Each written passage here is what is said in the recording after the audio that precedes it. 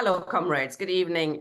Tonight in the Communist Culture Club, we're looking at the subject of the Russian avant-garde, which is, of course, a huge subject. And you could say it started in the 1890s, going up to the 1930s, encompassing paintings, writings, theater, sculptures, architecture, all sorts. They all had in common that they were inspired by the workers taking charge, doing away with the old, being revolutionary. It inspired various trends in paintings and in art, constructivism, futurism, cubism even, etc. Tonight, Roger Silverman is looking at mainly literature, but if anybody knows about the Russian avant-garde, would like to speak about paintings or other aspects of it, please do so when we're opening up for comments and questions from the floor. Over to you, Roger. Thank you for joining us. Okay, thank you, Tina. Now, in Russia, literature and revolution are kind of inextricably intertwined. There's a proud, unbroken Russian tradition of defiance of successive autocratic regimes by artists and writers. It happened under the Tsars, it happened under the tyranny of Stalin and his successors, and it happens still today under the Putin dictatorship. There's no country with a richer tradition of literary and artistic protest against autocracy than Russia. It stretches back to the aftermath of the Decembrist revolt against Tsarism in 1825, when and ever since then, successive generations of writers have defied the censors and braved the living hell of Siberia to throw down their challenges to Tsars, commissars, and oligarchs. Even the Shakespeare of Russia, Alexander Pushkin, in the very early part of the 19th century, he only escaped the risk of execution through participation in the coup due to his exile at the time in southern Russia. Later in the 19th century, there was a writer called Chernyshevsky who was locked in the Peter Paul fortress. Dostoevsky endured a mock execution and years of hard labor in Siberia. And even the aristocratic Count Tolstoy, who was living in splendid seclusion as a hermit on his estate, even he was a kind of utopian socialist. And later, the list of writers and artists who perished in Stalin's gulag is almost endless.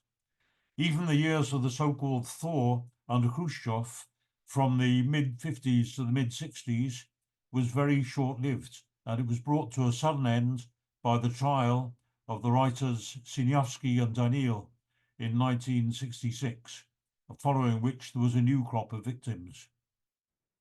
In Russia, the attitude of the writer towards the state has almost always been one of defiance. The revolution liberated the creative energies of a whole generation who had grown up in a Russia thrown into turmoil by one shock after another. Defeat in the war against Japan, the 1905 revolution, the brutal repression that came in the aftermath.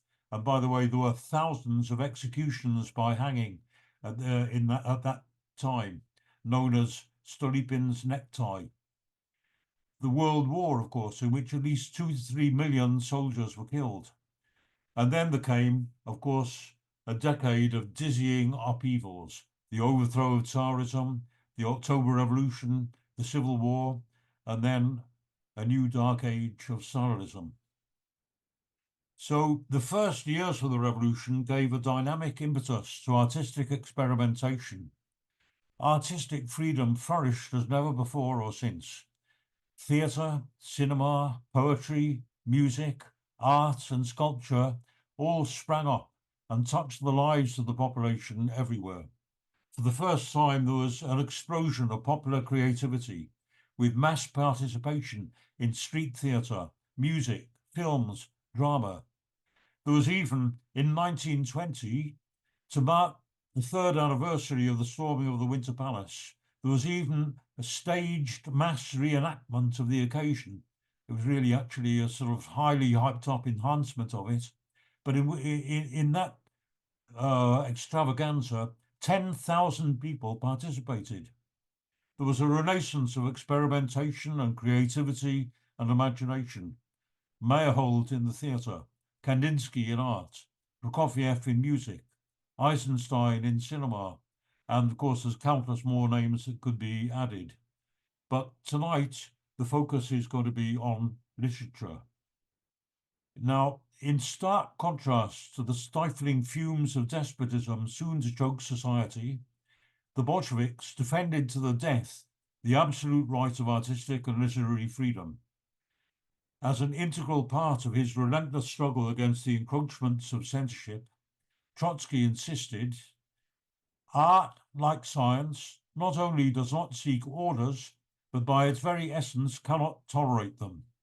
Truly intellectual creation is incompatible with the lies, hypocrisy, and the spirit of conformity. Trotsky explicitly acknowledged the need at times for even the most flamboyant gestures in the interests of the further development of cultural life. He insisted, again a new quote, every new artistic or literary tendency has begun with a scandal, breaking the old respected crockery, bruising many established authorities. This flowed not at all solely from publicity seeking, although there was no lack of this. No, these people, artists as well as literary critics, had something to say. They had friends, they had enemies, they fought, and exactly through this they demonstrated their right to exist. Now, as we know, that didn't stop even Trotsky in his day engaging in some gentle mockery of the more exotic elements in the contemporary wave of artistic experimentation. Again, a quote, to be sure, a young futurist did not go to the factories and to the mills, but he made a lot of noise in cafes. He banged his fist upon music stands. He put on a yellow blouse. He painted his cheeks and threatened vaguely with his fist. I should point out Futurism was the dominant trend among the avant-garde in Russia at that time, and they welcomed the revolution. Conversely, in Italy, the Futurists actually rallied around the flag of Mussolini. Anyway, Lenin and Trotsky didn't always fully agree with the more extreme of these literary pioneers.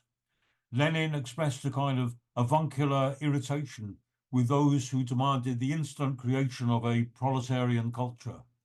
For a start, he said, we'd be happy enough to get a decent bourgeois culture. A reasonable aspiration, after all, on the terrain of a peasant country still hobbling along on the technology of the medieval wooden plough amid a fog of feudal superstition and mass illiteracy. Trotsky, too, was critical of the impatience of some futurists for the instant overthrow of the old culture. And here again, I want to quote a very important exposition of his ideas. He said, to say that futurism has freed art of its 1,000-year-old bonds of bourgeoisdom is to estimate thousands of years very, very cheaply.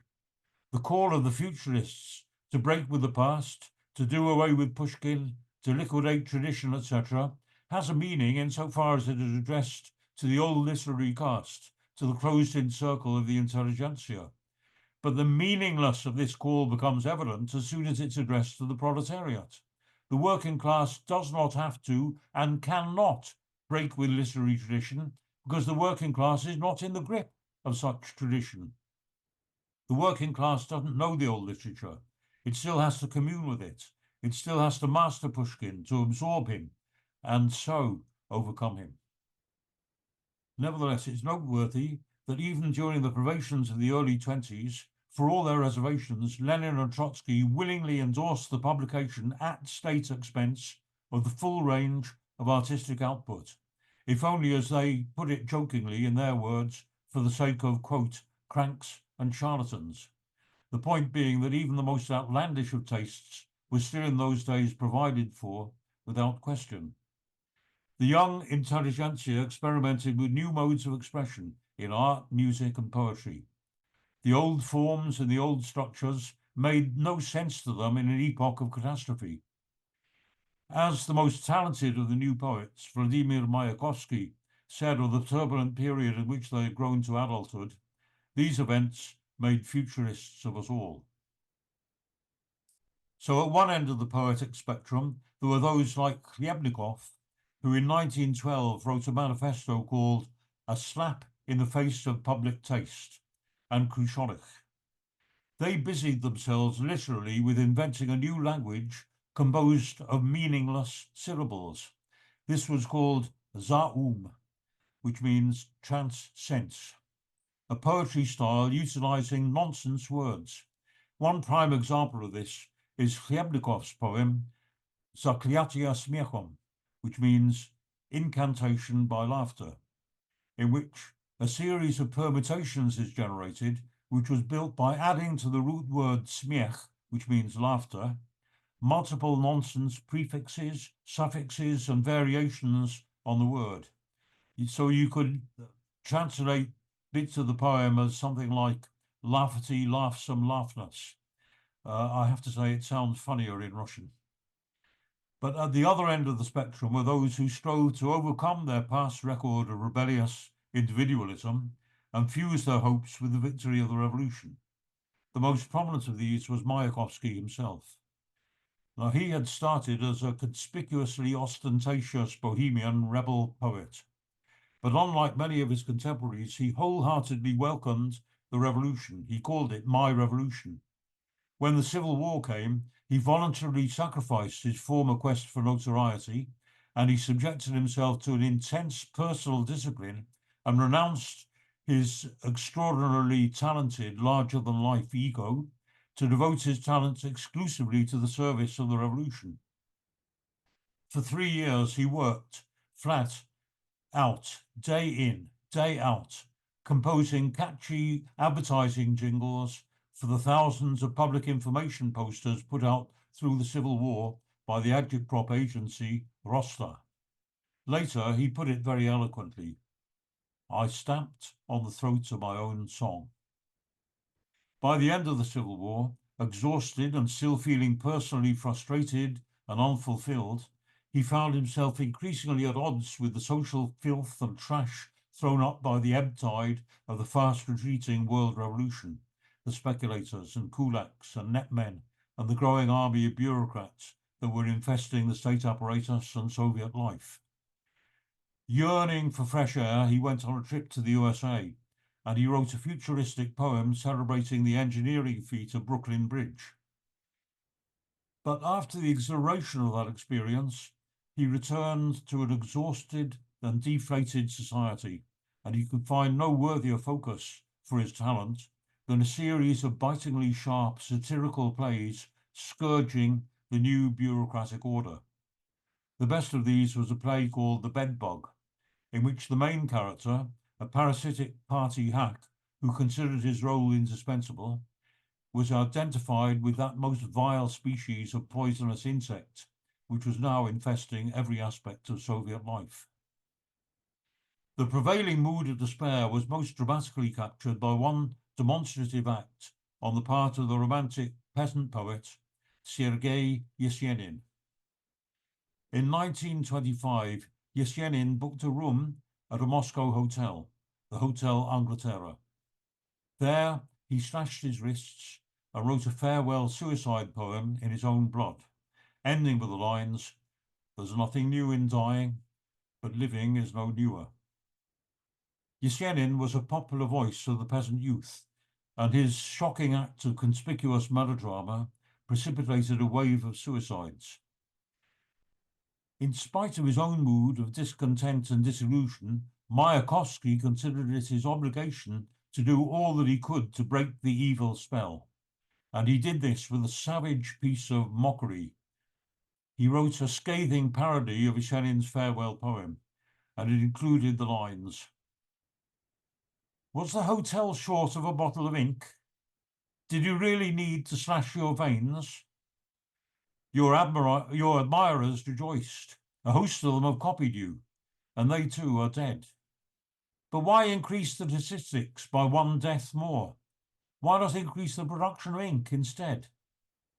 And he ended, "In this life, it's not difficult to die. To make life is far more difficult." And yet, 5 years later, this literary giant himself, Mayakovsky, went on to take his own life. And in his suicide note, he wrote, "My death is no one's fault. Please don't gossip. The dead hate gossip. My boat of love is smashed on the rocks of daily life." Anyway, neither individual rebellion, nor futuristic experimentation, nor devotion to the party cause, nor biting political satire had provided sufficient outlet for his energies in these perplexed times. For the last years of his life, Mayakovsky had been hounded to despair by the Stalinist puppy dog poet Demyan Biedny of the so-called Association of Proletarian Poets. Now, Biedny stood at the opposite pole to Mayakovsky of Soviet literature. He conformed to the stultifying drab sludge of so-called socialist realism. He was a scribbler of Stalinist doggerel, an archetypal hack who slavishly towed the party line during its worst excesses. As head of the Association of Proletarian Writers, anyone displaying any original or creative talent came under his attack, and a special target of his being Mayakovsky. He was rewarded by the regime with a shower of ill-deserved honours. But even after later himself falling out of favour, due not to any sign of rebellion against the establishment, but simply to his own debauched lifestyle, he later managed to crawl back into the regime's good graces by penning appalling verses, fawning Stalin's police state, and explicitly glorifying, in one case, the execution of Tukhachevsky and the Red Army top brass. His writing was so unutterably awful that even Stalin at one time remarked, 10 volumes of verse by Demyan Biedny are not worth one poem of Mayakovsky's. While driving to suicide and later executing outright a whole generation of talented writers, Stalin also commandeered the popularity of others and in effect kidnapped them in service of his regime. The best example is the almost equally terrible plight of Maxim Gorky. Now, Gorky was born into a grindingly poor peasant family. He worked in a succession of sweatshops. He became an eloquent storyteller and a genuine voice of the people.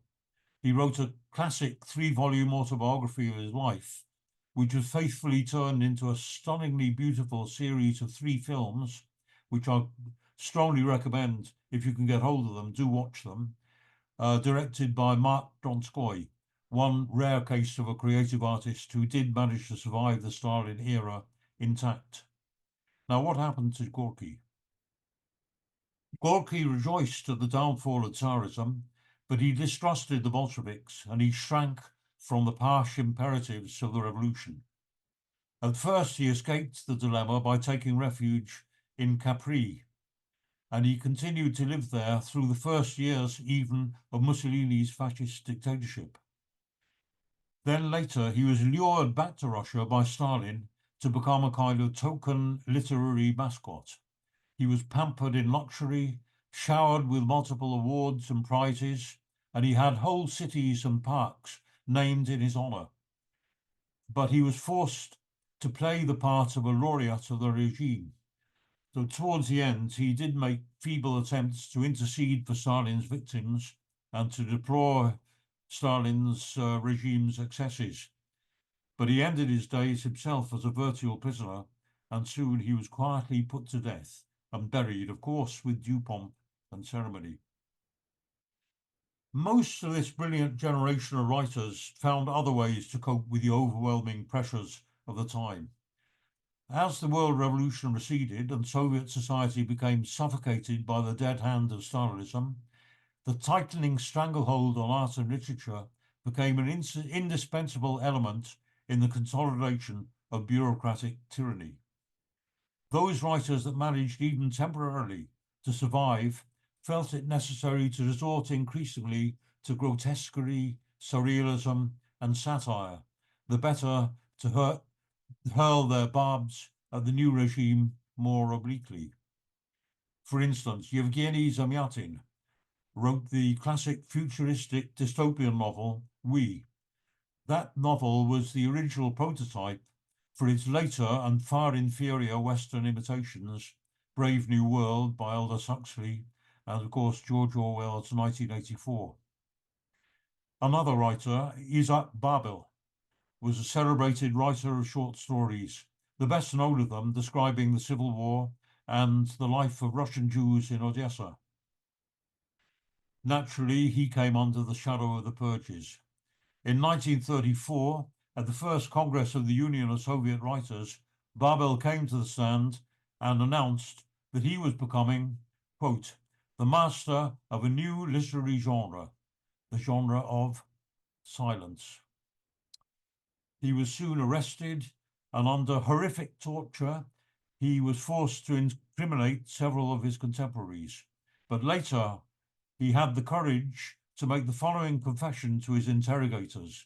He said, I asked the inquiry to take into account that though in prison, yes, I committed a crime. I slandered several people. Babel was summarily tried and shot. One of the most outstanding writers of his generation was the novelist and playwright Mikhail Bulgakov. His most famous work was the novel The Master and Margarita, which was never published in his lifetime. This was a shocking and savage satire set partly in Moscow during the 1930s, where Satan appears among a crowd of bureaucratic functionaries and sycophants. And another setting is in Jerusalem 2,000 years ago, where we meet Pontius Pilate and a certain Jesus of Nazareth, among a host of others. Now, Bulgakov was a critic of the regime, but he was no revolutionary. And no doubt for that reason, he was to some extent protected from the terrible fate of many of his contemporaries. He was never arrested, let alone tried and executed, but he was subjected to a fate which was also unbearable for him. He was denied permission to publish his later novels or to stage his plays. He pleaded in vain to be allowed to emigrate, to escape the stifling of his talent and the suffocating routine of his life. And of course, this was denied. Then he died in 1940, perhaps just in time to escape execution. Some writers escaped the same kind of fate by muffling their protest, using gentle mockery and keeping safely to mere journalistic sketches with just hints of very gentle satire. Among these were the duo Ilf and Petrov, who were also, like Babel, products of the rich, earthy folk culture of Odessa. Another was Mikhail Zoshenko, who used a very simple deadpan style of satire in vignettes which were published in short newspaper columns. And these gained him widespread popularity without ever reaching a scale of daring that might actually bring him to the attention of the censors. Some writers gained a further temporary lease of life by seeking relative safety using a clever subterfuge, by confining themselves to writing for children. Many of these showed remarkable ingenuity in their subversive use of this genre. I particularly like one example, the case of Yevgeny Schwartz. For just one performance, he succeeded in smuggling past the censors a play for children. It was called The Dragon, and it was about a village terrorized by a dragon which offers it protection but demands in return the annual sacrifice of one local maiden of its choice. Then a hero arrives called Lancelot, who slays the dragon, and the village is liberated. However, Lancelot then disappears, and the glory for his action is stolen and usurped by the corrupt town mayor, who fraudulently awards himself the title of Dragon Killer. And soon he becomes an even more hated tyrant. So the village is languishing under the tyranny of the fake dragon killer. But soon, however, the village becomes festooned with the mysterious appearance on the town walls of the letter L, and they feel hope that their hero Lancelot will return to liberate them anew. Now, it doesn't take much explanation It's a reference that was certainly not lost on the delighted Moscow audiences, who were also waiting for the return of a certain L from the usurper, and who enthusiastically applauded its one and only performance on stage, for there was to be no repeat performance. Another group of writers who sometimes resorted to children's literature for clandestine anti-Stalinist propaganda was the Oberiu group. Now, these were early Soviet avant-garde writers whose absurdist innovations made them controversial in their time and landed many of them in prison. And they used an often violent brand of humor.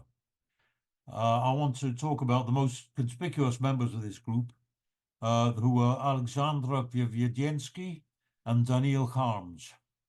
Now, Harms was the most shocking and hilarious of the group. He wrote a dystopian novel reminiscent of Kafka's Trial. His stories are violent and his characters are completely cold and amoral. The Russia he presents has been described as cruelty's utopia.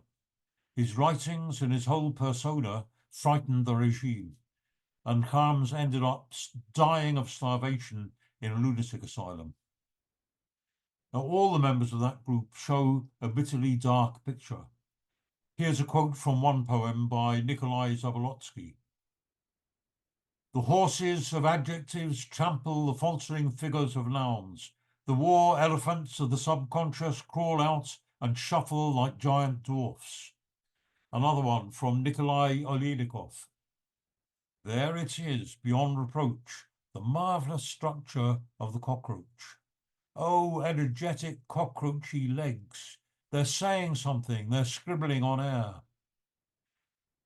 So, like their counterparts in the West, but on the even grander dimensions of the Russian steppes, writers like Harms and Verdiensky used paradox and absurdity to mirror the horrors and irrationality of the epoch. It was a kind of anticipation of surrealism. Because what, after all, could be more grotesque, more absurd, let alone more horrifying than the nightmare that was hanging over their heads? The mass purges, the show trials, the labor camps, the millions incarcerated in the Stalinist gulag. And then, hardly a hair's breadth ahead of them, the World War, the Holocaust, the Nazi gas chambers, the atom bombs dropped on Hiroshima and Nagasaki. So, like many Western writers during the madness of the 20th century in Europe, people like Kafka, Ionesco, Beckett, and many more, these writers too created an entirely new genre that incorporated the madness of the world around them into their art. I just want to finish with a postscript to look at a very different and a much more recent act of artistic rebellion. There's a direct link. Do comrades remember the Pussy Riot Trio in 2012? They were a feminist punk rock performance art group which staged a provocative, unauthorized gig at a Moscow cathedral. And they were jailed for that. Now, they consider themselves an audacious modern configuration of the Oberiu group. They said so in so many words. The Pussy Riot demonstrators explicitly traced a direct link to that school of dissident Soviet writers who had made the very last heroic stand of Russian modernism in the 1930s before the flame of artistic creativity was finally snuffed out by the Stalinist terror. And they referred explicitly to the members of the Oberiu group. One of them, Tolonikova, quoted Verdiensky's aphorism, "The inexplicable is our friend."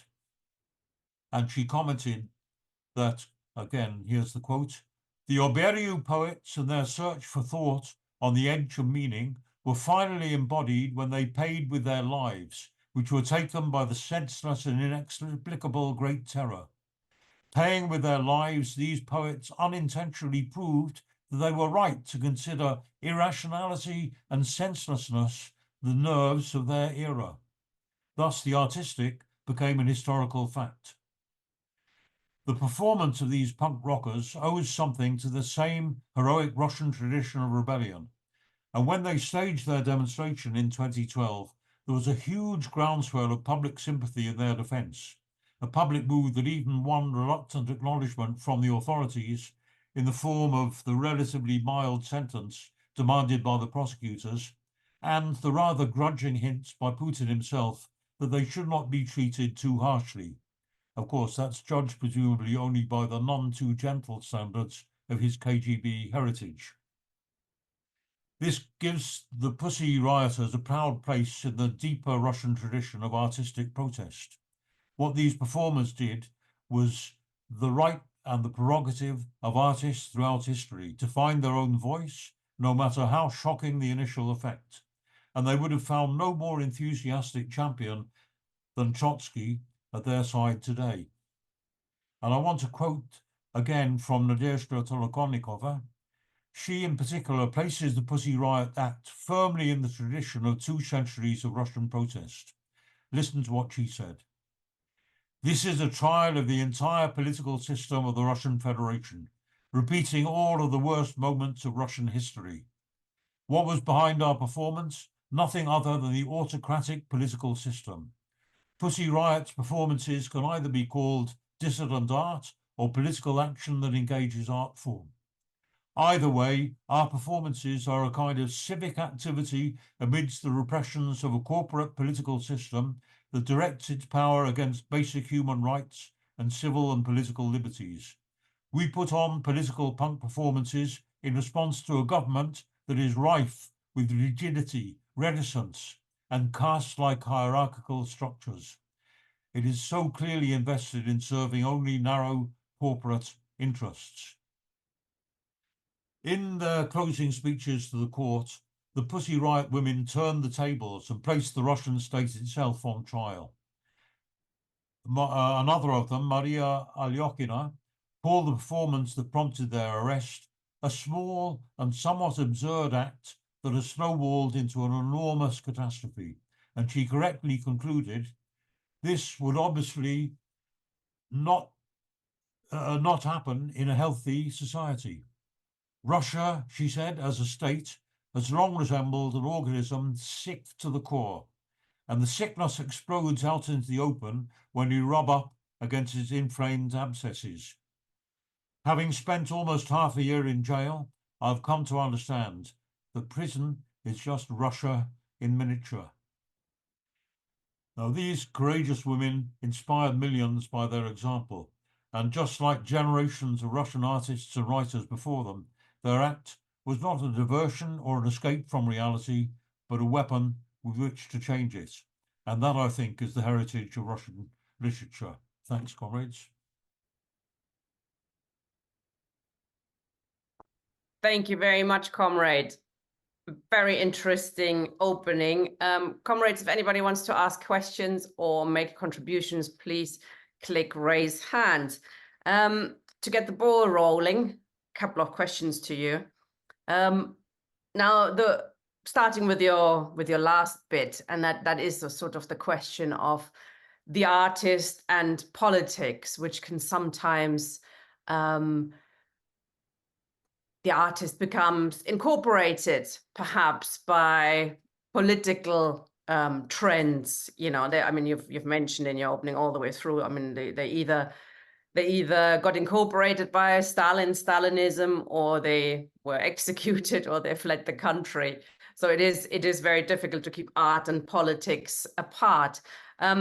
So somebody like the Pussy Riots, I mean, they were after they were doing their concerts, etc. I mean, they were paraded around the West and sort of as an anti-Putin method as well, weren't they? As a weapon against Putin. But I don't think they liked that, did they? They tried not to get incorporated on that front either, which was not always successful. But they seem to be rebelling a little bit against that. Can you say a bit more about that? Do you know anything more about that?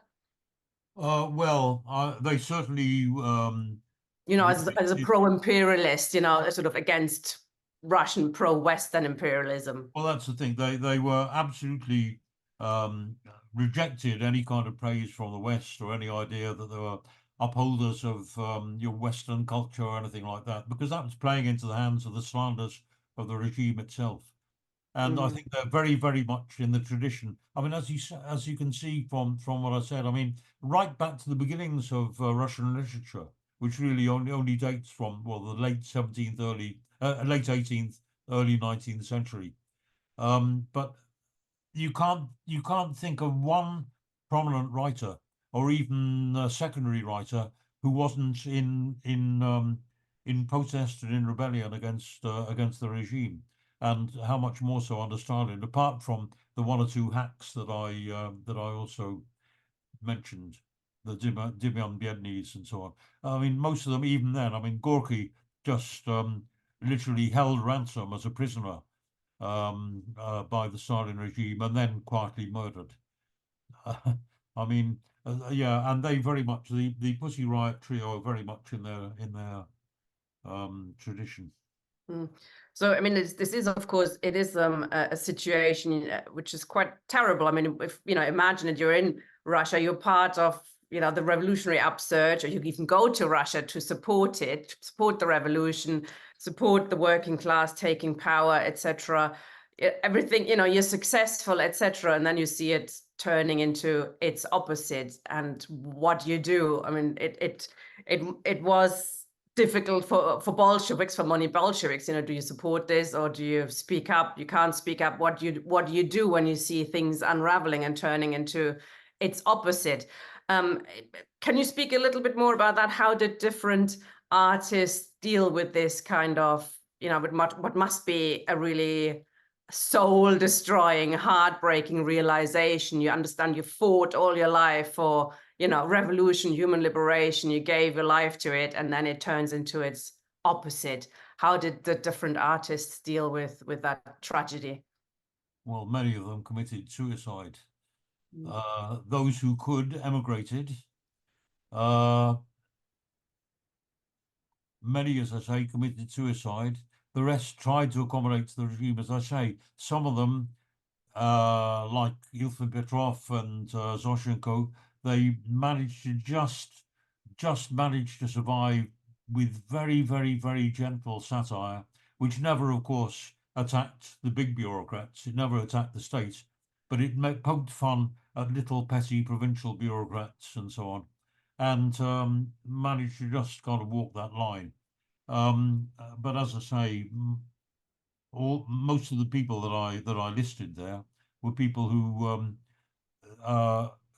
they simply could not reconcile themselves to the regime, and they either kept their mouths shut, or they just wrote and thought, to hell with it. Let's see what comes. I mean, it's wrenchingly tragic to look at the, I mean, it's hard to imagine a generation of such incredible, explosive talent and creativity, which of course was part of the whole. It was thrown up by the revolution itself and so on. But to see a generation like that so completely crushed and pulverized and trodden underfoot by the brutal, vulgar regime of Stalin. Absolutely. Got a couple of people with their hands up now. Ian was first. If you could start your video, and Matthew. Hi, Ian. Good evening, comrades, and thank you, Roger. Excellent. I really enjoyed listening to that. And it just, well, it took me back to when I was a student in Moscow. There was a fabulous art gallery in Park Kultury, the Park of Culture, and it was fascinating because you could go into the 1920s rooms and there was all this vigorous, wonderful, vibrant art. And then you go into the 1930s rooms and there was just room after room of just utter rubbish, just dreadful, pictures of Lenin trying to hail a taxi and, all that kind of dreadful rubbish. Strange, pictures of Lenin were changed depending on which part of the Soviet Union they were used in. He was made to look a little bit more Eastern in eastern parts of the Soviet Union, that kind of thing. And he's always got this big jaw, and it looks. And then, of course, when you go and see him in the mausoleum, he's a little ginger bloke. And it was fascinating because you compare the even the period just before the revolution was so much more vibrant, and some artists as well were themselves quite conservative, but their art was revolutionary. So Igor Stravinsky, for example, wasn't particularly left-wing or whatever, but The Rite of Spring was absolutely breathtaking when it first came out. And so it's an interesting one, because on the one hand, a lot of people on the left tend to think that art has to somehow be tendentious. It has to have, an obvious kind of political meaning. And I think that's something that is part of the regrettable legacy of Stalinism, really, where you get these, everything has to have a sort of meaning and be very preachy and all the rest of it. In fact, quite often it turns people off. Whereas what was really incredible was the satire. And the other thing about it, of course, was that artists having to work under conditions of brutal repression become incredibly creative. And, as you've pointed out in your talk, so Bulgakov and various others just became incredibly inventive in order to get through the censorship, just make it. And then just finally, there was one little thing that struck me. I did my research into do the political abuse of psychiatry in the former Soviet Union, and there was a short story by Anton Chekhov called Ward Number 6, Palatar Number 6, and people used to speak in allegories and references to art and literature in a way in which people in the West often don't, because in the West people were so kind of inundated with just rubbish popular culture that very few people actually read the stuff. Anyway, there I was doing my research on the political abuse of psychiatry, and in Komsomolskaya Pravda there was a little article, and it just said Palatar Number 6 выпускает не всех. So ward number 6, not everybody gets discharged. And it was a straightforward reference to the abuse of political psychiatry, the abuse of psychiatry in the USSR. And it was done precisely with a reference to a short story by Chekhov. And the short story by Chekhov, by the way, has got nothing to do with the political abuse of psychiatry. It's about a psychiatrist who ends up being incarcerated in his own ward. But of course, the parallel was there, and the parallel was obvious to everybody, because people read Chekhov, people read Dostoevsky, people in a way in which, most British people don't even read Dickens. So it was quite a strange place to be in a way, because although I felt that there was very little that was progressive about the Soviet Union at all, what was quite extraordinary was that because of the absence of rubbish television and popular culture, people had little choice but to read voraciously. And when they wanted to talk about political stuff, they did it in an allegorical way. They used a kind of Aesopian fable about, often with reference to bits of art and literature. That was all I wanted to add. Thank you. Thanks, Ian. Do you want to say anything on that, Roger? No, really. I agree with everything that Ian said, but if anybody else There's one other tiny little thing. I did have a little note here. What was also fascinating was that a lot of people, once they left the repressive nature of the Soviet Union, I'm thinking here of Andrei Tarkovsky, his films were never as good as when he was operating under conditions of brutal repression. So, Zerkalo, Mirror, was a brilliant film. And then his last film, Nostalgia, when he was sort of comfortably ensconced in Italy or whatever, it was just, whatever. Yeah. I also find, with paintings, there are some artists, when you talk about meaning and stuff, Kandinsky is perhaps the most famous one you think about when you think about Russian art. And he wasn't very political. You know, I don't think he would describe himself as a socialist, though he did work for the Ministry of Culture in after the Russian Revolution. But he was you know, he was thriving under this revolutionary period, doing away with the old, you know, and freeing the form, etc. So it wasn't out and out political, his art, but it got, you know, it was revolutionary in that sense, because he just broke all the previous forms and rules of paintings and just did something entirely different. And he's a fantastic artist. And he didn't stay in the Soviet Union either. He left because he wasn't very political. But it did free a lot of artists who came to Russia and were inspired by that. Matthew. Yeah, thanks, Roger. It was really, really good. Really useful. I think the thing is that obviously what you have, as you say, is this enormous explosion of creativity, which is, I mean, obviously starts under the old regime.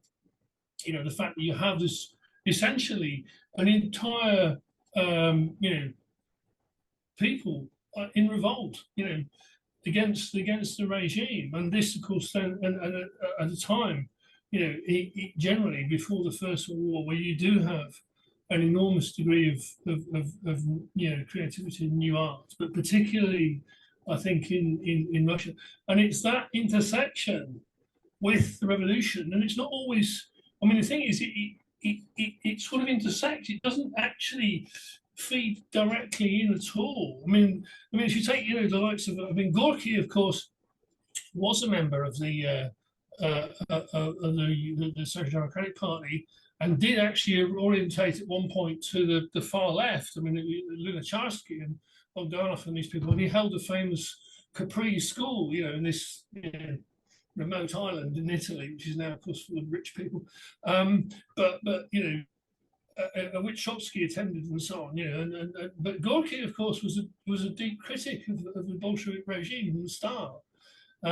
Similarly, Mayakovsky. I mean, Mayakovsky, you know, was a member, I think, of the Bolsheviks for about 6 months. I mean, obviously, you know, a very deeply political guy. I mean, there was a thing where he was arrested, I think, in 1912 or 1913 by the Okhrana, and he of course was thrown in jail. And his message to his sister was, you know, "Bring me my artist's materials and a copy of Capital. I need to do some studying." But he was like this dominant force. I mean, you know. I mean, he tried to organise all these artists and all these things, you know, throughout the 20s, all his efforts to try and organise this, you know, in groups and put out publications and all this sort of stuff. And that's all Mayakovsky. And of course, he's also, of course, this really incredible painter stroke cartoonist of the revolution. I mean, all that propaganda, as you say, all that propaganda stuff is all him. You know, it's like this dominant image of the revolution is Mayakovsky, you know. And the extraordinary thing, of course, now, of course, all this revolutionary art, of course, is worth millions and millions, which is quite ridiculous, of the alienation of art, you know, something that's been created for revolution and now is now prized by the capitalists and hidden away from the mass of humanity, which itself is a crime. And it really, I think you can almost look at Mayakovsky as like the arc, you know, because obviously the arc of the revolution, because obviously he has this hugely, he's hugely influential in the revolution. And it's the point at which he shoots himself in 1930, in which, you know, really it marks almost the end of that period. And as you say, the question of the suppression of that art and the move to the absurd socialist realism, which is actually quite, you know, similar to fascist art in many ways. And of course, you get also, as Serge details, you know, have these artists who are forced to shout the lie and whisper the truth. There's also, as you say, I mean, brilliant guys like Yesenin. I mean, Yesenin's well worth reading. He's a brilliant poet, absolutely fabulous. And even the ones who are reactionary. There was a guy that Serge met who was a reactionary. He was caught up in some, you know, tuck-me halfpenny provocation, and the local checker said, actually wrote to Lenin and said, "Look, do we have the right to shoot one of Russia's only 2 or 3 poets of the first order?" And Lenin was forced to write back, "So how can we shoot the others and spare the poets?" So they shot the poor bugger, you know. it's an extraordinary period. It really is an extraordinary period, and it is well worth looking at the stuff and reading and going into the history. Thanks. Thanks, Matthew. Roger, if you want to ever come in and reply to anybody, just Not so far, no. Ben, please. Hi. Thank you. I'm really glad that that's working. Thank you, Roger, for an amazing presentation. Really enlightening. I'm grateful that Olga in the chat has mentioned Andrei Platonov, who I think is much neglected Soviet writer who I'm very grateful for Alenka Zupančič and others of the Slovene school of psychoanalytic Marxism for revitalizing interest in. I suppose I was kind of curious if Roger has seen, because I know that Tarkovsky has come up in discussion, sees any influences either in a contemporary field or in other areas of Soviet genre fiction that is inspired by these different kinds of avant-gardisms. My go-to example is the Strugatsky brothers, who were the inspiration behind Tarkovsky's Stalker with their novel Roadside Picnic, and also the really amazing work Hard to Be a God, which is a quite interesting meditation on the rise of Stalinism from revolutionary conditions. Like a very brief summary of the novel is that a group of scientists visit alien culture with a model for how their civilization will develop across the years. But unfortunately, they start to notice a strange deviation and a rise of, well, effectively a dictatorial power, which might also be an allegory for the rise of fascism across Europe, where it was supposed to be unthinkable in the wake of Enlightenment reason as well, and how this presents a radical deviation. The second thing, I suppose, the second question for Roger is, might well be, what do you make of contemporary, obviously you were talking about Pussy Riot earlier, who is a truly amazing example of political art, but do you see any kind of, in the contemporary art scene, do you see any art that challenges, sort of a very common refrain about how art is almost entirely co-opted by the capitalist system? And if so, what are your thoughts? Thank you. Good questions, Roger. I'm afraid they're very good questions, and I have to confess I haven't got much to say to answer them, because Ben, I'd be very interested if you can give me more information. And maybe I haven't heard of some of the works that you mentioned, and if you could pass them on to me, I'll be very interested to follow them up. Of course, I know of Platonov, but I've never actually read any Platonov, and I'm not particularly well up on I haven't really got much to say on that. But then the more recent stuff that you're talking about, I haven't obviously kept up, and I'd be very interested if you could give me more. Just pass on the references. Perhaps Ben, you could also put them in the chat, and I can pop them out. That'd be great. Oh, Thanks, Ben. Let me take your email. Yes, sure. Yeah, revolutionary contemporary art is a tricky one, isn't it? It's extremely difficult to get into mainstream or to get yourself heard. But I'm sure everybody's got their own favorites. John is next, please. Oh.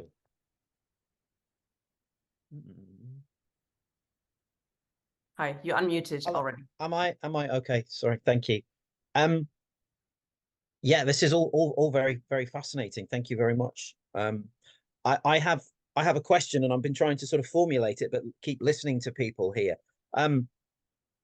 I suppose it's really we're thinking about Russian avant-garde, and you started off with sort of references to futurism, and futurism in different countries kind of took on a different shape, and politically. So yes, the obvious one is that it lurches hugely towards the right, but there are some other countries where it's lurching towards the left as well. And I'm wondering if there's kind of links that we can pull together. So I'm thinking about the concept of avant-garde and what kind of common links there might be there. So when we think of avant-garde, we're thinking about the art as a vehicle for something which is socially and politically motivating, and there is activity. There is the idea of being at the forefront of something that's happening.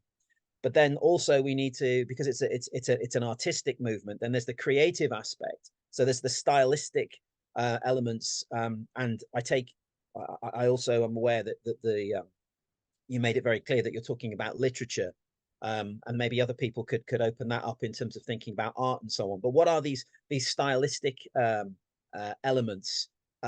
So kind of somewhat divorced from social or political concerns. So we've got these kind of two strands of the avant-garde that are together. There's the kind of political dynamic, the vanguardism, if you like, but there's also the way in which the arts themselves are transgressing, moving beyond what accepted norms are. And if you think about Mayakovsky as an example, even him as an individual, I mean, he was well traveled, so he's attending Proust's funeral. He's meeting Cocteau, he's meeting Picasso, and so on. So you have artists, intellectuals, radical thinkers coming together and thinking. So I'm wondering, when you're looking at Russian avant-garde, and perhaps yes, specifically through literature, are you thinking that there are some commonalities that we can draw upon, so that there are these strands, whether it's conceptual, artistic strands, or whether they are also political ideas that can be drawn together? And if so, what shape do they take? How do they manifest themselves?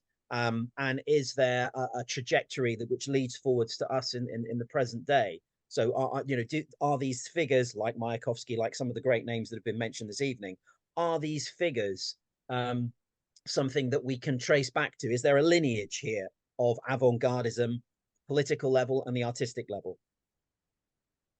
Interesting question, Roger. Got anything?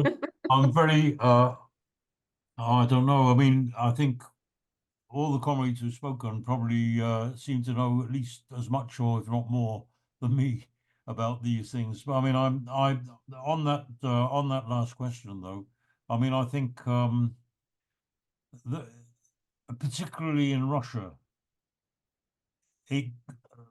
how do I put it? There's no way they could not but be political, because of the stifling nature of the regime, the feudal culture, the brutal repression, and so on. There was no way that I mean, any of the writers that I mentioned are going right back to the beginning. I mean, as I said, Pushkin, who's regarded as the founder, really, of modern Russian literature, who was he actually welcomed the fact that he'd been sent into exile in southern Russia, and was therefore not available to participate in the Decembrist coup in St. Petersburg in 1812. Not 1812, 1825. That's right.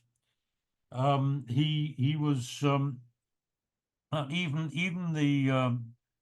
the poetry and so on, which seems to be non-political, it always has that tinge behind it. There was his, for instance, his long poem Boris Godunov, which is about a historical event, but it was very much a kind of veiled attack on autocracy, on Tsarist autocracy. Even if you take Gogol, who's one of my favorite authors, who wrote a complete nonsense. He wrote incredible fantasies, really there's almost nothing can compare with them. He wrote the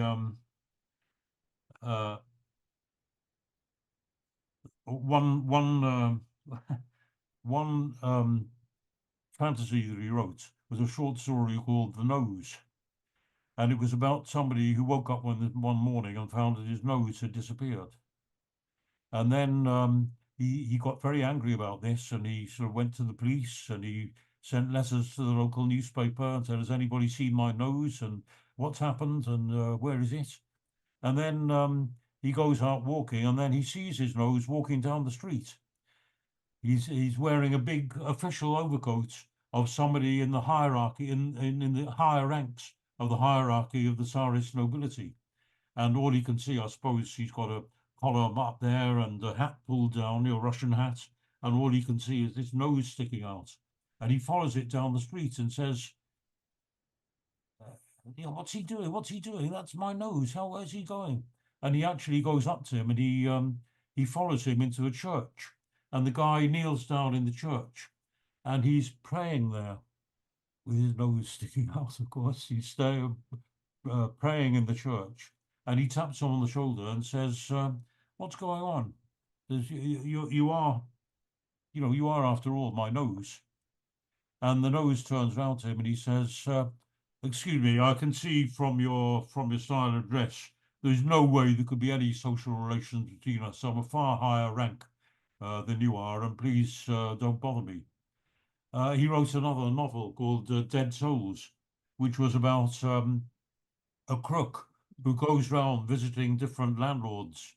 They have to pay tax on the number of serfs that they own, but the ones that have died, the authorities haven't caught up with it yet, so he's still paying tax on them.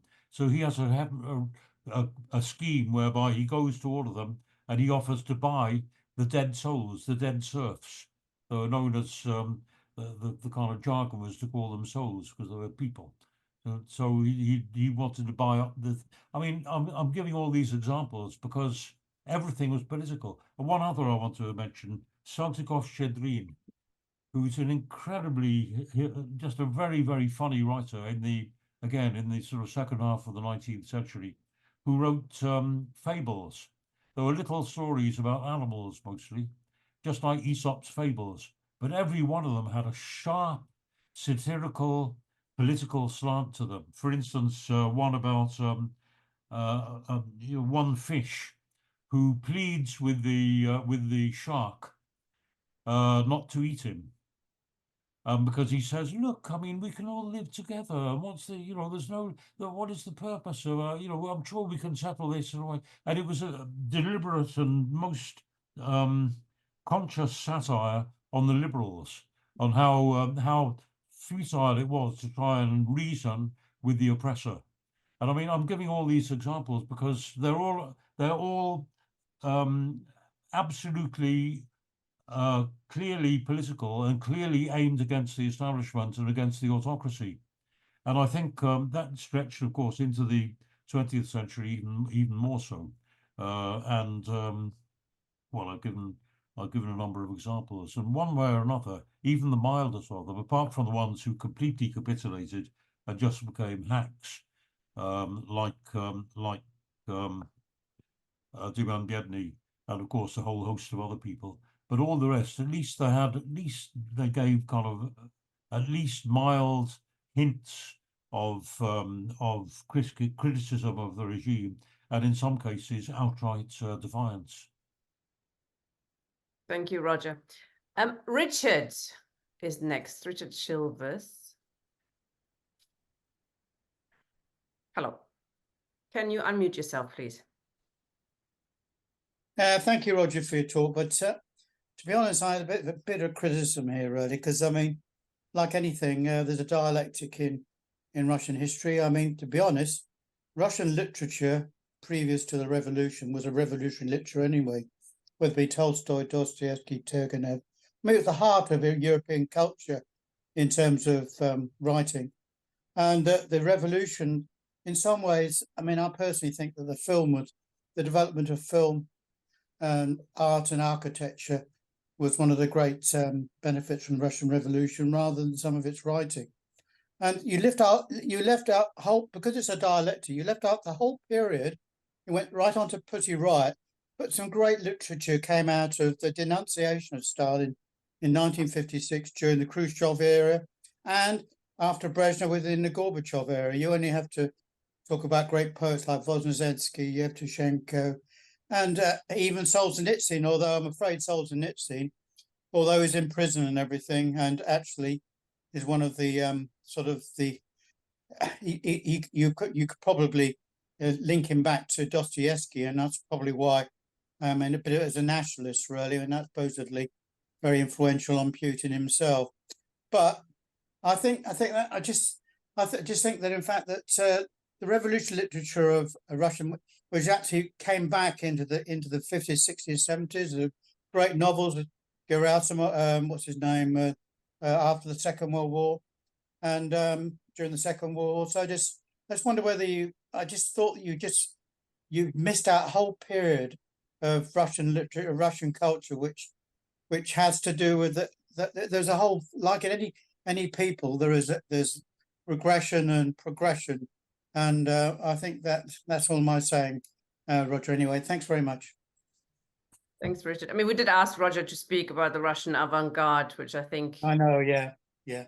kind of did. But if you have anything to say, Roger, on that? Well, I was going to say that too, yeah, but you're quite right. I mean, there was a certain sort of, during the period of the thaw, there was a beginning of a flowering of, people like Yevtushenko, and there's a better poet, but I can't remember his name for the time being. You know who I mean? But it was, well, as I say, it doesn't really come within the genre of avant-garde, and it was, I'd say it was mild compared to the kind of things I was talking about from the first half of the 20th century. So, but yeah, you're quite right, Richard. That's a gap that needs filling. In that vein, also, we've got a question in the chat, which I'll quickly read out. Roger, do you have anything to say on Mikhail Bakhtin, who Tam, the person in the chat, has only recently learned of from the Radical Anthropology group? He seems to have been able to work within the late Soviet system with integrity and much worth to say. Perhaps good proof that it was political revolution that was needed, not the disaster of counter-revolution. Do you know anything about Mikhail Bakhtin? I've got to say, no. I'm really sorry. I'm learning a lot today. Absolutely, and it's quite understandable. You were tasked with doing I will make a note of that, and I'll look him up too. Thanks, comrade. Yeah. The next person we've got is Paul, whose camera doesn't work, so he's only going to be speaking. Hi. Yes, thanks for that, Roger. There's lots of interesting stuff that came out, and in the discussion as well.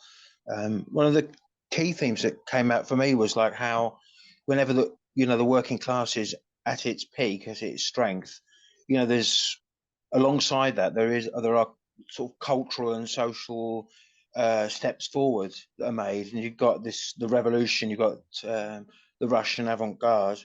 And then with Stalin, obviously, you've got socialist realism. But I think somebody else alluded to it, that the kind of the full effects of the revolution on culture and art did span. There did seem to be some really interesting film and literature and so on in Russia. As I think it was Ian said, people like Tarkovsky, they were like they struggled to get the exposure that they deserved.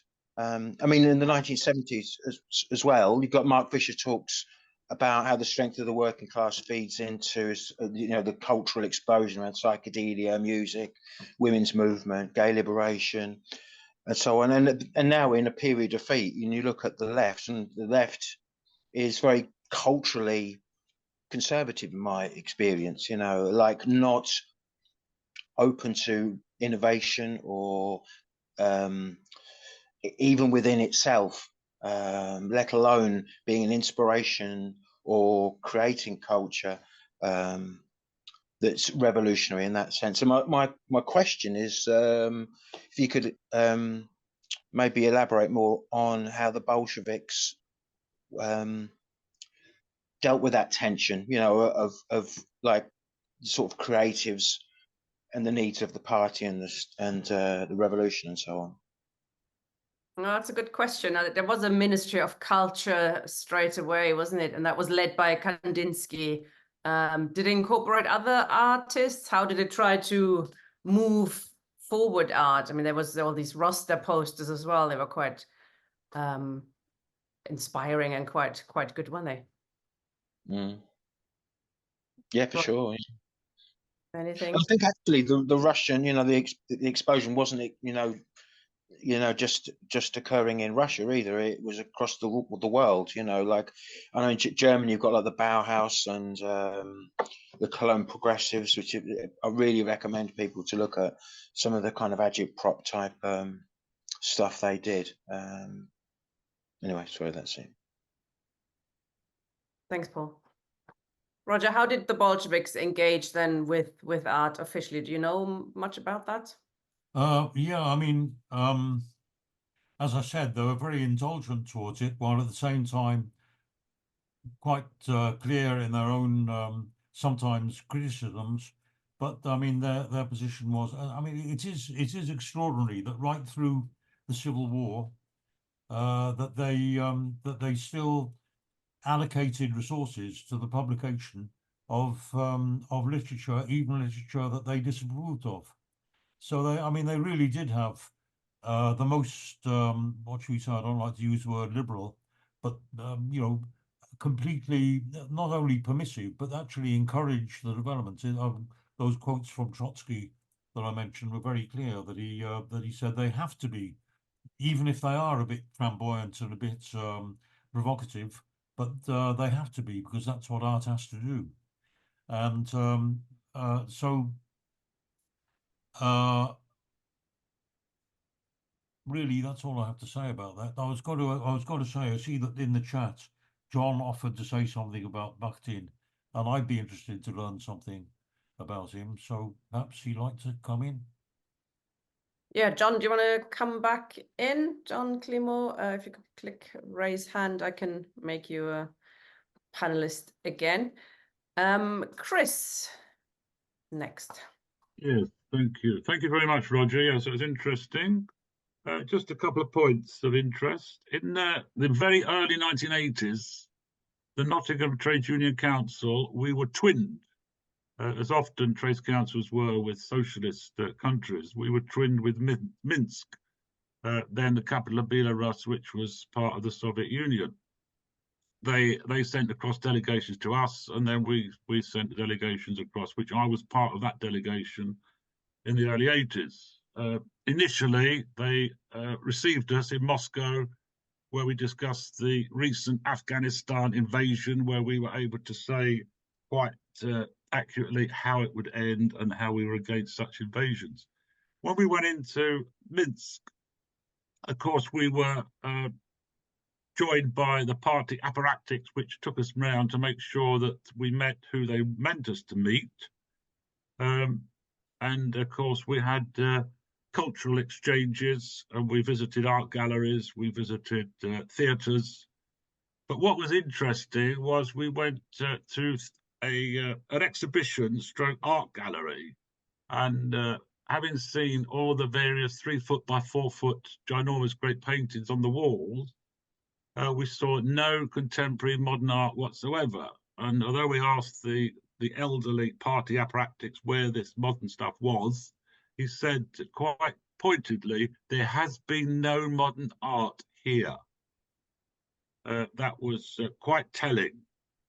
We then visited a school, which I then prepared to take quite a bit of Nottingham culture, literature. We had a big D.H. Lawrence folder, which the head teacher was absolutely over the moon because they had very, very little outside interests. They were very isolated in cultural history, etc., etc. And in fact, she said asked her, please take the address and send some stuff because they were very appreciative for that for the children. So I suppose really in conclusion, what I'm saying is, Roger, you're absolutely correct. I've got first-hand experience some 45 years ago of a very isolated politics and culture that we met there. Thank you. Thank you, Chris. I mean, Roger or Chris, when would you pinpoint this turn? You know, when did it stop being a society that was embracing art and being in favor of experimentation, etc.? When did it start turning? Was it 21, 22? Later than that? Did art survive longer than political opposition? That's a good question. Well, exactly. I think you'd say from the mid-20s that was already becoming very oppressive, and obviously when it came to the 30s, then you know the road was very clear to the labour camps. It was, I mean, absolutely stifling. It was probably, you know, there was even under Tsarism, there was nothing like the same repression of literature. Although, you know, of course, as I said, writers did go to prison and get sent to Siberia. They did have to sometimes publish clandestinely. They had to sometimes publish abroad and so on. But nevertheless, I mean, all of the great Russian novels and so on, you look at them, they all have at least a strand of protest against the autocracy and criticism and satire of the autocracy, and that was permitted. There was, I mean, there's a famous example. Gogol wrote a play called The Government Inspector, which is again hilarious. So it's about a complete charlatan who turns up in a local village, and they think he's the government inspector, and so they're all terrified that he's going to expose all their corruption. So they bribe him and they offer him their wives and their daughters, and he just revels in all this. He can't imagine how he's struck gold, how he's struck so lucky. And then finally he leaves town, and then the real government inspector turns up, and they're all horrified.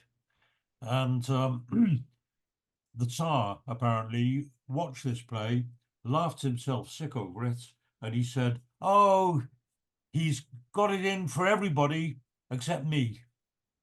And he completely misunderstood. Therefore, he thought, "Okay, he's attacking the lower bureaucrats and the lower ranks of the officialdom." But of course, actually, in a subtle and understated way, it precisely was an attack on Tsarism. It was an attack on the whole structure, the whole corruption of the state machine. So I don't know quite how I got to that, but I mean, then anyway, yeah, that's right. In other words, it was far more permissive, even under Tsarism, than under the once the Stalinist terror took hold. Yeah, I think on that, I think you can, Roger's absolutely right. I think you can trace it through with literature as an aspect of art, right from the 1850s really to the 1950s and up to date, by looking at the repression, what type of literature came out, what came out when there was abroad from the Soviet Union. It actually, and all other aspects of the art was reflected in that literature, I feel. Thank you. Richard, for a second bite of the cherry. Hello. Yeah, just thought I'd add it to it that I mean, to be honest, we're talking about when it changed. I mean, I read recently, well, some time ago, some of the last pamphlets that Lenin wrote in his deathbed, and it's a real pity that in fact Lenin died at the time, because he was extremely critical of the bureaucracy, the way the education system was being developed, and he felt it was very stultifying. And I mean, obviously there was obviously a letter he sent. He was supposedly sent, which wasn't actually released until 1950s, where he suggested that Stalin should be removed. But and Trotsky should be promoted. But it's just, I mean, the fact is, even in the 30s and 40s, a lot of the great literature, Osip Mandelstam, who was in prison and everything, and Motover. I mean, they all continued developing their literature, and although some of them obviously died in terrible circumstances, they still did struggle in those circumstances, and I think that's actually where it came. This came back during the de-Stalinization period in the late 50s, and then of course there was repression with Brezhnev and Kosygin, which was actually what promoted the Afghanistan adventure, which Gorbachev tried to, in the end, to stop. But I mean, I just saying, Lenin was particularly critical of the bureaucracy and the way that education was being ossified in Soviet culture. Thanks. Thanks, Richard. Interesting. Well, Lenin dragged himself out of his deathbed to write all these articles, which were printed. Some of them weren't, though. Yep. Thanks. Do you want to say anything on that, Roger? No, I think I'll pass. Okay. John has volunteered to say something about Mikhail Bakhtin that Tamdin Berm asked about in the chat. Tam asked, Bakhtin seemed to have been able to work within the late Soviet system with some political integrity and much worth to say. And John, you actually know a bit about him. Well, I don't know about that. I have an interest, and I've read him, and I find him fascinating. And I think it's one of the things for me. It partly explains my question earlier. Really, is that for Bakhtin, he's looking at language. He's looking at the nature of language, and he's looking at how powerful it can be.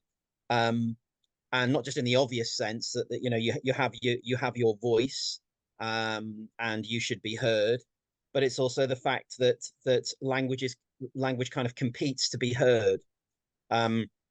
So in order for someone to take a kind of tyrannical control, or to impose a control on language, is something that Bakhtin would say that he speaks against that. So when it comes to thinking about literature, when it comes to thinking about the novel, then you have the language of the novel, but it's what's happening within the narrative, but also then within the characters. So there will be other languages within the language. That's breaking language down from beyond a national, breaking it down into sort of social dialect. I mean, anything that we look at today in linguistics kind of goes back to Bakhtin, I think. So when we look at the behaviors of individual groups, when we look at I don't know, the language of say the military will be a particular kind of language, and it's exclusive. It's creating a semantic field. The language of doctors and so on.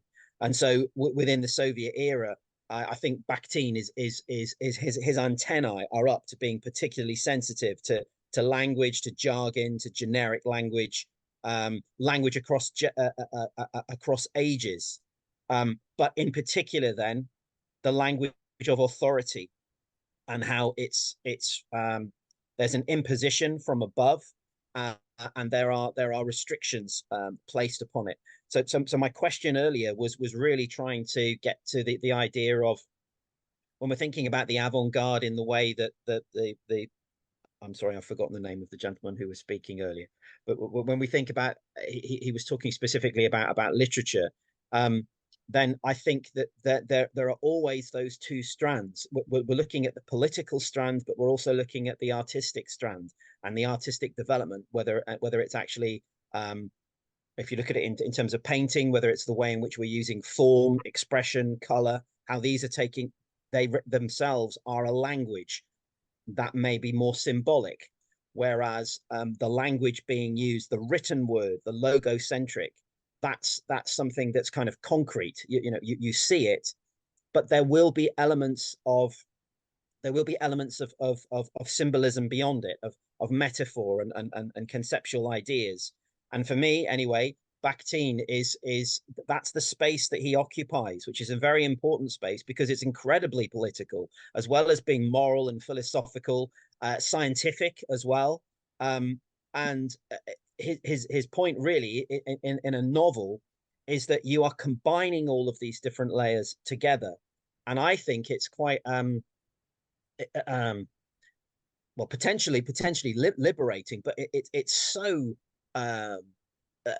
radical, and it's something that I think he was a force, because I'm not sure that anyone was able to kind of fully understand what it was that he was trying to do. So he's your kind of ultimate revolutionary loose cannon, yeah. And so, you know, for me, Bakhtin is one of the most important people. Perhaps there can be a future, I don't know what your agenda is, but perhaps there can be a future meeting where we actually kind of really focus on him, because there's so much to be said about avant-garde and Bakhtin, because I think he in many ways, when I think of the avant-garde in Russia, I'm thinking about Bakhtin. Are you volunteering? Always need volunteers to do it. Well, not anytime soon. If I had some time. October is the next slot we have available, so you got lots of time. For the October Revolution, okay, yeah. Excellent. Tam's actually put in the chat that Bakhtin, as far as he knows, has done some work on carnival and the sort of the understanding of culture of the masses and its physicality, located in the groin and lower regions, feet maybe. I don't know. So that sounds interesting. Yeah, okay. I've got your email address now from registration. I'll be in touch. Don't you worry. Thank you. Ian. I just wanted to come back a little footnote, really, because of course Soviet art was hugely influential, not just in the Soviet Union, but its impact on the West was vast, and usually in a very positive way, especially in the early kind of revolutionary art. But fascinatingly, later on, the CIA actually sponsored abstract expressionism. So if you think of going into an art gallery and you're seeing a Jackson Pollock with all these just almost random splashes of paint all over the shop, and all the abstract expressionist school, the CIA would partly sponsor them. They didn't do it directly. They didn't just sort of send them a check or whatever. They would just do it by getting somebody to buy their art and making sure it got into a gallery. And and the aim was really to kind of counterpose the vibrant modern art of the West against the bizarre socialist realism, which of course was neither socialist nor realist. And it was a way in which the CIA, it was a rather sophisticated way of that the CIA had of trying to show the Soviet Union up. And the interesting thing about it as well was, of course, very conservative figures within the USA were saying, well, what's this rubbish turning up in art galleries for? You know, bloody squirrels and squiggles and splashes, and so ironically, the abstract expressionists were given a platform which they wouldn't have otherwise had, but for the fact that the CIA wanted them to act as a kind of counter lever against socialist so-called realism. And it was opposed by conservatives in the United States.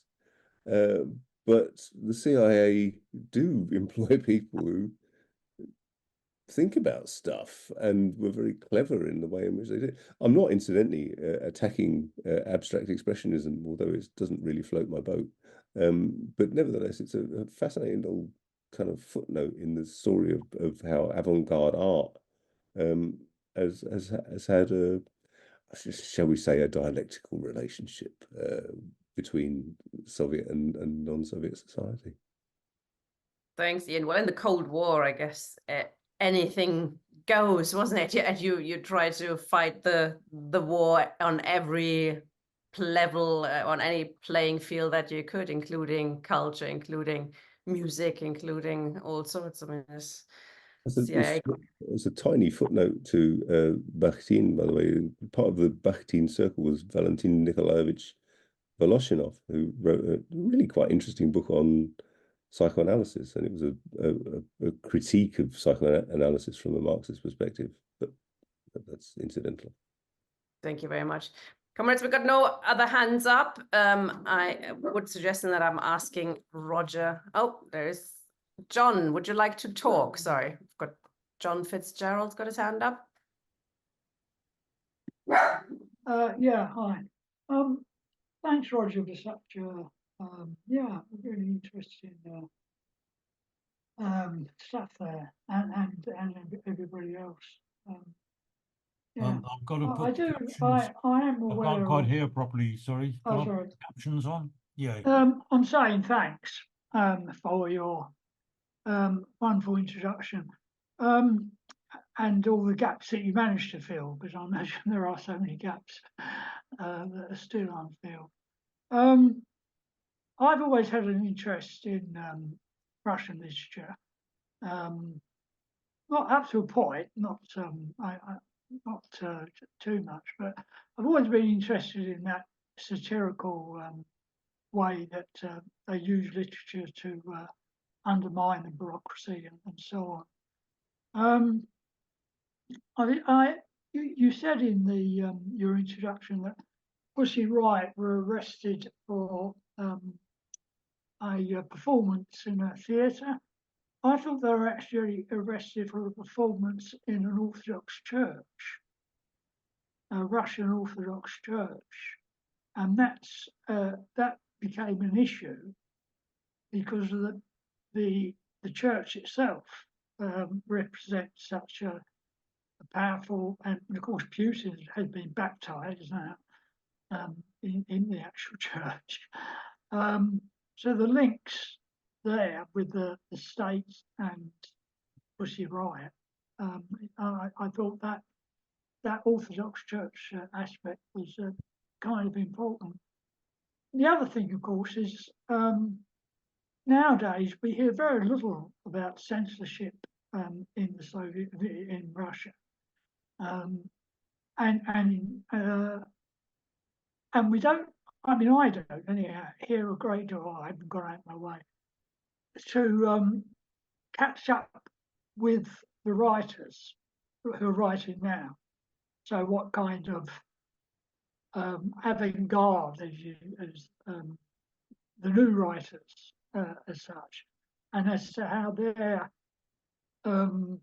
relationship with the state under Putin and so on, how this may be affecting their particular output. And as I just use Pussy Riot as an example, perhaps, of that, being arrested for such a thing. Okay, that's it. Thanks. Thanks, John. Roger, would you like to sum up this session, perhaps? What was sort of, when you're restudying all this subject, what was the important things for you, the 2-3 most important things? Yeah, I won't speak for long because obviously there are gaps in my knowledge, and I've learned a lot from a lot of the contributions that comrades have made. And I've got it's given me an appetite to follow up some of these, particularly Bakhtin. And I do think if John or any other comrade is prepared to give a lead off on Bakhtin, I'd be very interested to hear it. What else is there really to say? I was interested about the reference to, I think Ian mentioned about Jackson Pollock.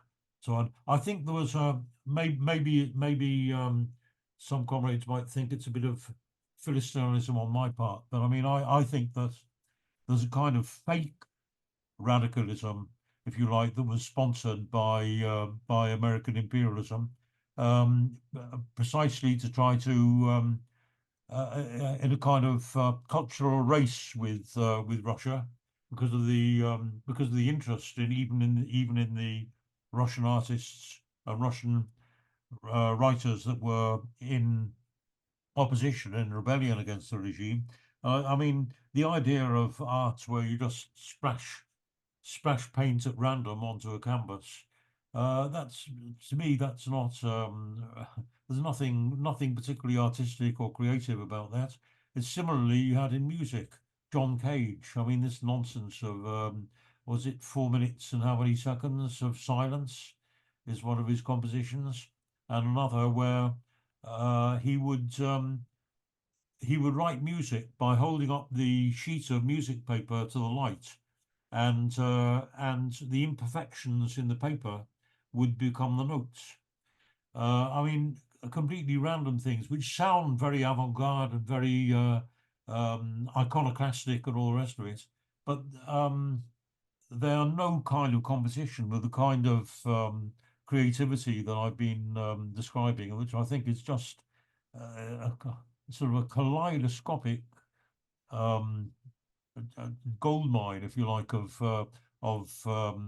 in literature, but also in art, in music, and all the rest of it, which came from Russia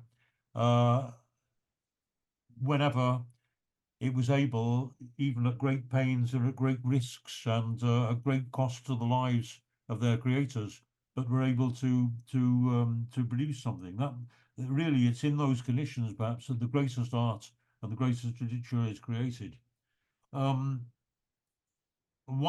thing that I wanted to mention, because it occurred to me during this, is we didn't talk about films, or hardly. I mentioned the Gorky trilogy, which I strongly recommend to anybody. It's called My Childhood, My Apprenticeship, and My Universities, and the director is Mark Donskoy. By the way, Babel played a role in writing the screenplay for that film very shortly before his execution in the labor camps. And of course, his name was completely wiped out, the role that he played in that. But it's a great piece of work. And of course, it's the finest, in my opinion, the finest piece of writing that it's based on. It's very, very faithful to the text of Gorky's autobiographical trilogy. But I wanted to mention one film that I saw. I was there in the late 60s. I spent a year in Russia, and I was working in, if comrades remember, Progress Publishers. I was in a student year. I was able to act as an editor and in some cases translator for some crap that they were producing in for Progress Publishers. But anyway, I saw a film then which was called Ordinary Fascism, and it's a very, very good example of how, again, a writer, in this case a film producer, was able to smuggle in by subterfuge a kind of surreptitious criticisms of the regime, but while making it look completely orthodox and completely kosher. Because what this was it's made up of newsreels about fascism, and so it's a series of pictures of the Nazi stormtroopers and of Hitler at one ceremony or another, and I mean there were just a lot of with a very, very sarcastic commentary, which is really funny. It was really hilarious in the satirical comments made and the way that it exposes the nature of the fascist regimes, particularly Hitler regime. But every one of the comments made in relation to the Hitler regime could have been made about the Stalin regime and its successor regimes. And that was not lost on the audience, because I remember I was sitting in the cinema, and there was one of the sequences in the film was of Hitler opening an art gallery, and he goes to the art gallery and he sees all these beautiful pictures on the wall, every one of them portraits of Hitler.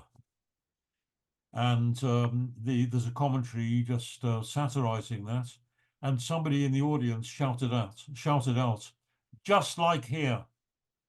So it was not lost. And again, it's a way of surreptitiously getting a critical message through past the eye of the censors, in the same way that the Schwartz play about the dragon, for instance, that I mentioned before. So I just thought I'd mention that. Otherwise, look, I've learned a lot from what the comrades have said, and I've really enjoyed this this discussion. So thanks, comrades. Thank you very much, Roger. Thank you all for your very insightful contributions. We might disagree on what's good art and bad art. We might disagree on Pollock and John Cage, etc. But I think that's art's in the eye of the beholder often. It's certainly that the revolutionary period of Russia, the early 20th century, certainly opened up a lot of things across Europe as well, really not just in Russia. Comrades, if you have a film or a particular artist or a trend, anything you'd like to present to other socialists or the lefties, please get in touch. That's what our program is for. There isn't really the right line or the wrong line. I think we can discuss with each other, etc. So it'd be great. Email us info@ymarx.com and we can discuss an opening like that. So thank you very much, Roger. Thanks, comrades, for your comments and contributions, and see you next week for the ABC of Marxism. Bye-bye. Thanks to all of you. Bye-bye.